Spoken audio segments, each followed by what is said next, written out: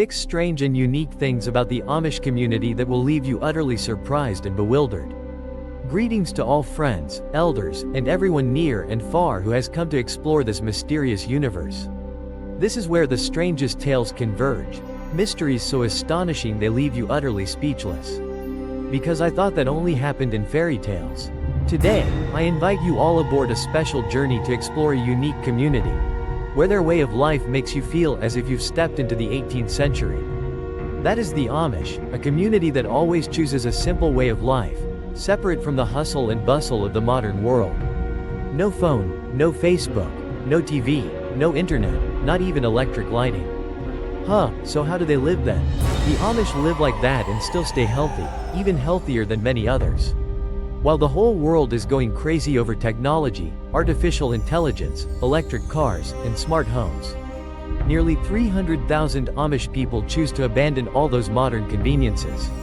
They live slowly and simply, yet with profound peace and fulfillment. So what is the reason they adamantly refuse to blend into the whirlwind of modern life?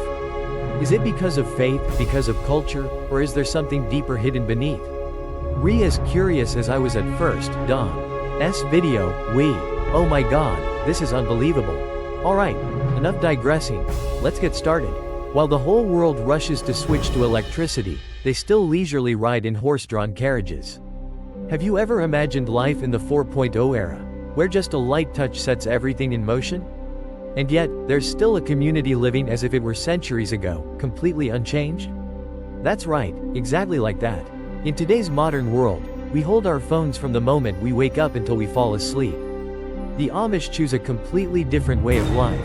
No phone, no internet, no car. It sounds like a tale from ancient times.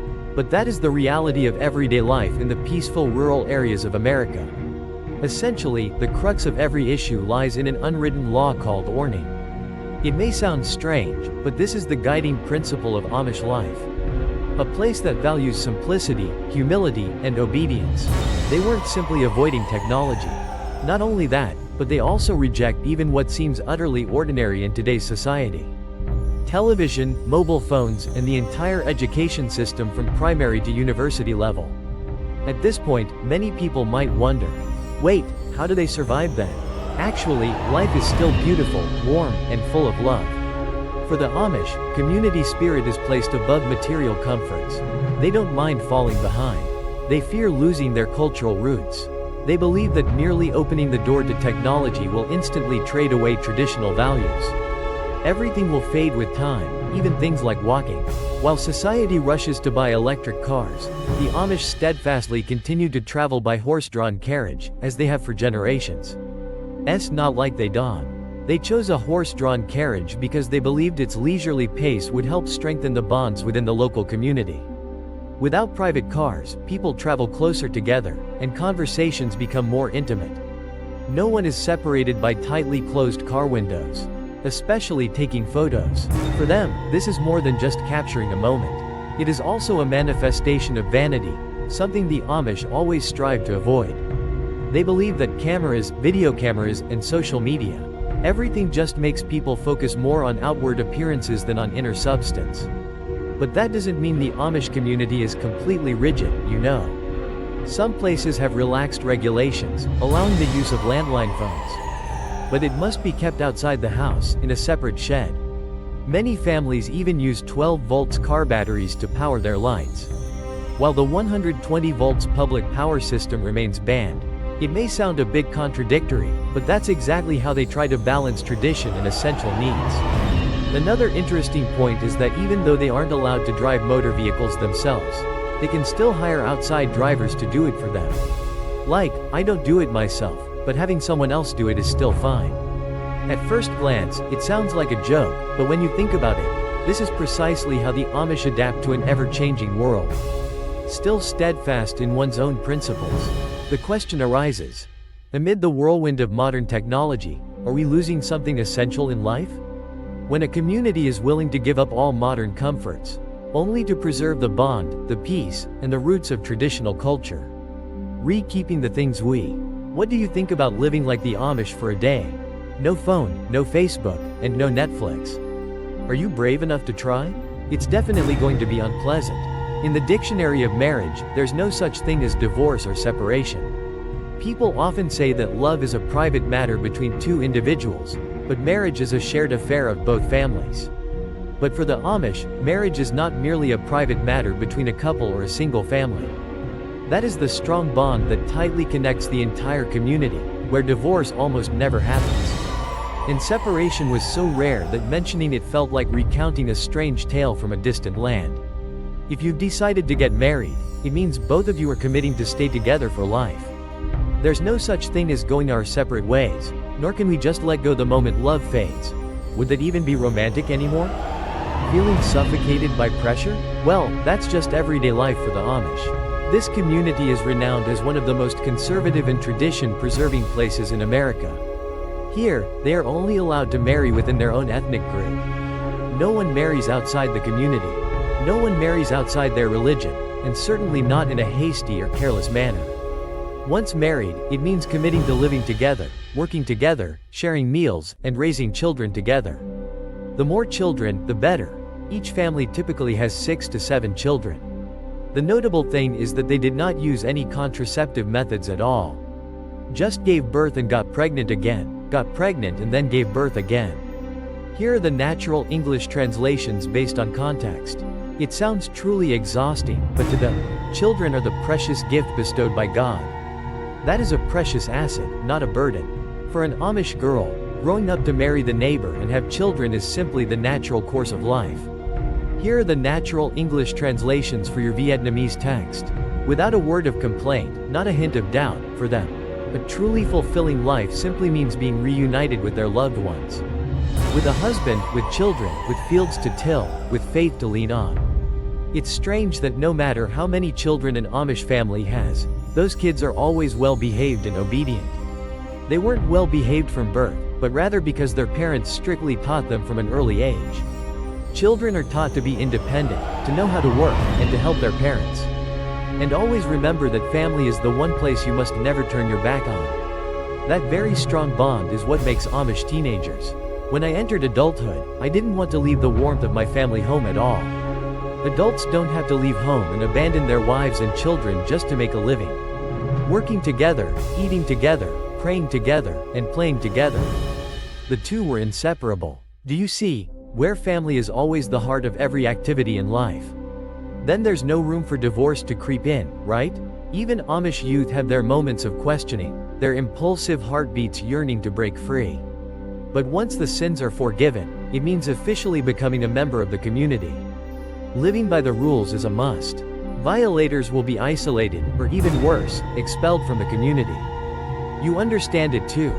Being forced to leave the place you've been attached to your whole life, where your family and closest friends are.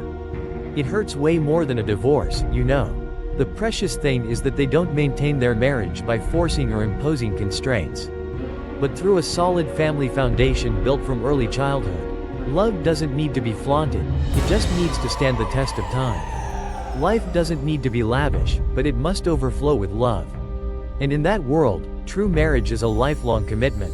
No way out, yet no one wants to flee.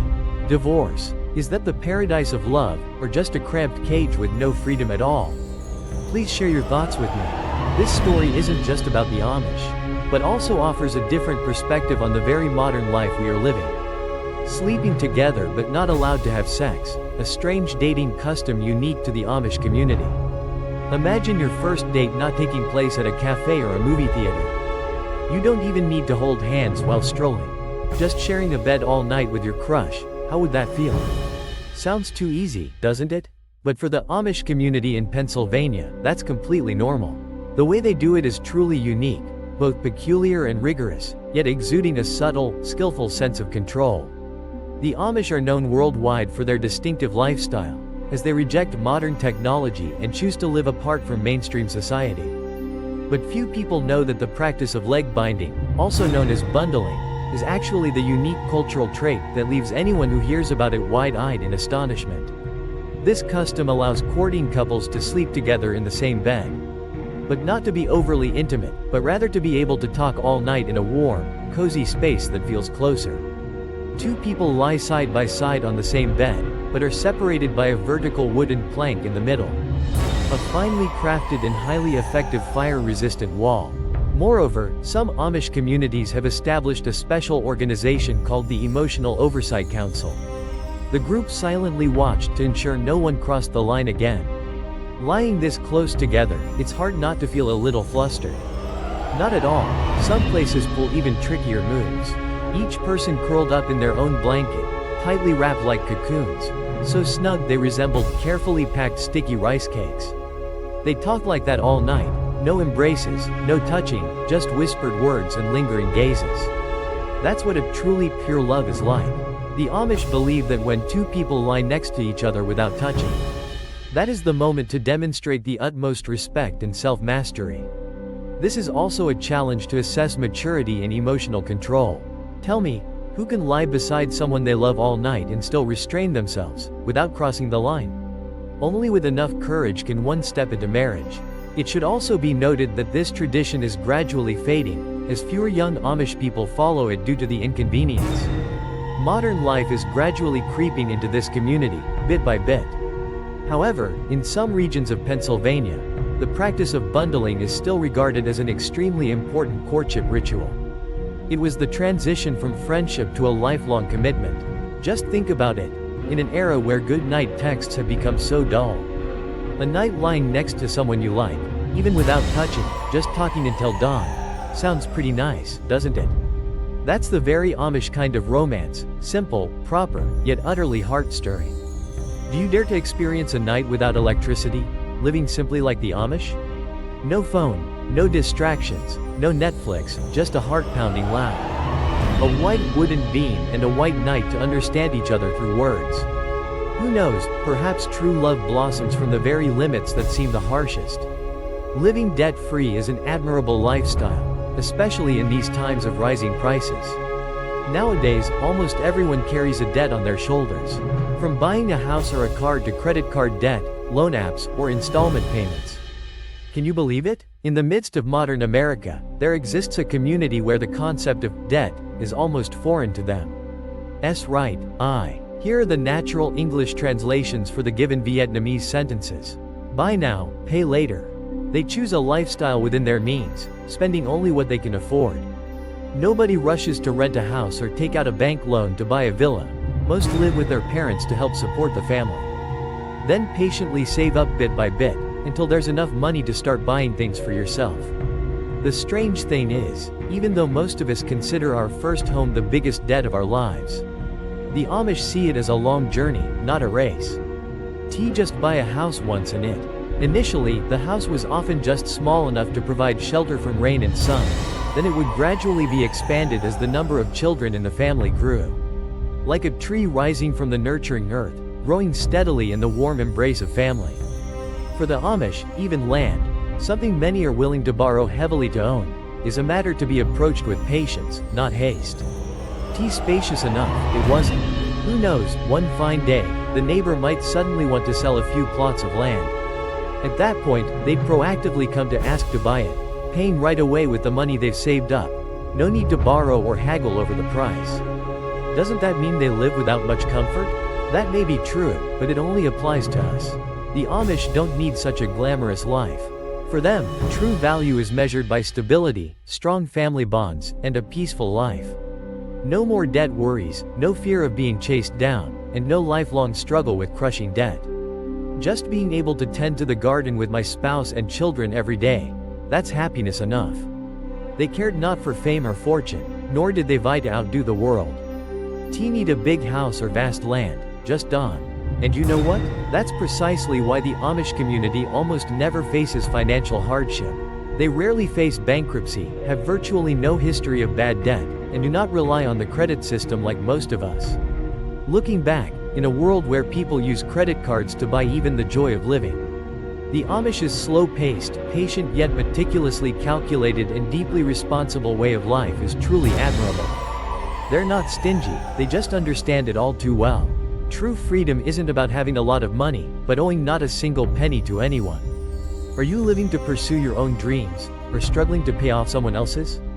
Here are the natural English translations for your options. True happiness may not be measured by material wealth, but rather lies in peaceful nights of sleep, free from the worry of debt collectors' calls at dawn.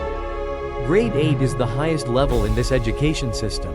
While out there, people are rushing to get university degrees and then competing to pursue master's and doctoral studies. In the heart of modern America, there exists a peaceful place where children only need to complete 8th grade to be considered finished with their education. The Amish live without the pressures of exams or academic competition. That is simply their way of life. At this point, you're probably thinking to yourself, "Oh, how strange is that? Studying so little like this, where will you get the knowledge to get rich and advance in life?" But for the Amish, they do not measure the value of life by wealth or academic degrees. For them, education isn't measured by the number of years spent in school, but by what is learned to live well and work effectively. Why only go to school until 8th grade? Because for the Amish, that's enough. Children only need to learn to read, write, do basic math, understand moral principles, revere God, and love everyone. That is enough to later farm the land, care for the family, live honestly, and uphold morality among the village neighbors. Instead of cramming kids' heads with lofty theories, the Amish choose a practical education, teaching effective farming techniques and how to repair agricultural machinery like plows. Proper conduct in dealing with others and, more importantly, a responsible way of living. By the age of 14, most children in the Amish community voluntarily leave school. No extra stressful classes, no enduring semester exams, and no need to go to college either. Instead, the children worked alongside their families, learning trades, planting rice, raising chickens, and cooking. Together, let us build a new life upon solid foundations. And notably, this action is not skipping school or being irresponsible, but entirely within the regulations.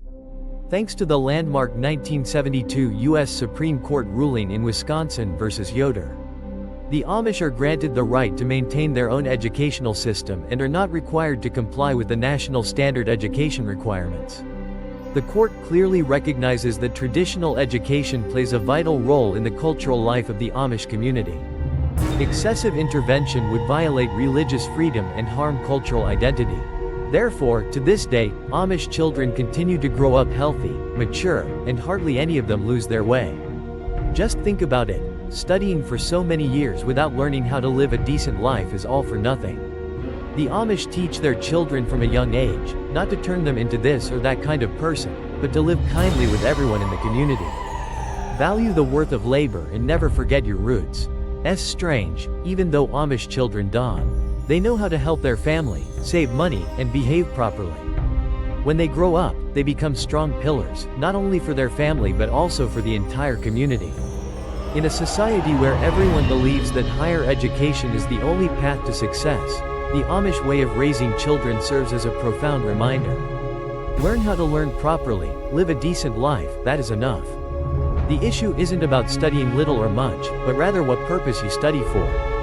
Mean you should believe it right away when we Vietnamese in particular and people around the world in general all need to have an educational background. Only by moving forward relentlessly can we grow in this ever-changing era, my friends. Not exposing skin, not shaving beards. The Amish and their clothing style are completely foreign to fashion. Have you ever imagined a fashion world not dictated by trends, devoid of brands, and without even buttons or zippers?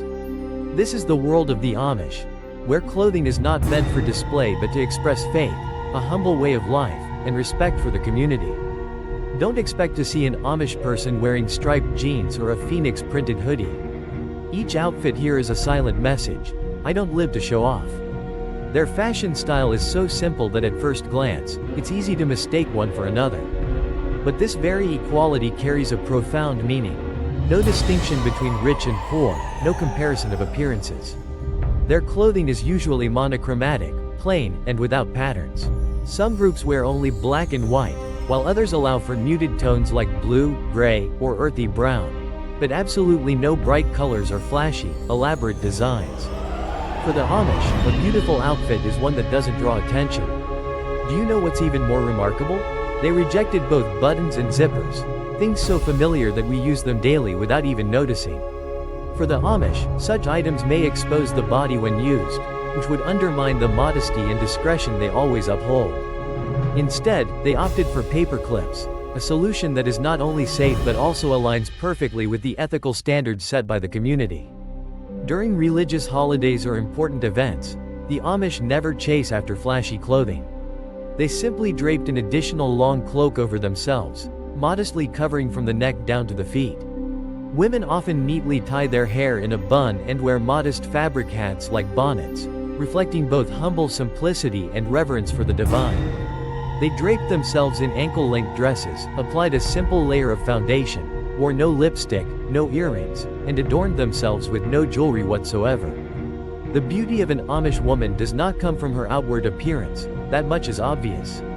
What about men? Their attire is equally simple, typically consisting of long-sleeved shirts paired with overalls, topped with wide-brimmed hats. But the most noticeable feature is the thick beard he's grown since getting married. And this isn't a personal choice at all. Shaving is considered taboo in Amish culture. Those who do so are seen as offending religious values and risk being shunned by the community. Oh my God, living like that would be so boring. But for the Amish, this is not coercion, but an intentional way of life. They reject vanity, turn inward, and cherish core values. Team need designer brands to boost their confidence, because true confidence ISN. In a society increasingly dominated by images, where beauty is flaunted and flaws are hidden, people are willing to spend an entire month's salary just to own a brand logo printed shirt. The attire of the Amish is like a countercurrent breeze, minimalist yet full of character, quiet yet unmistakably distinct.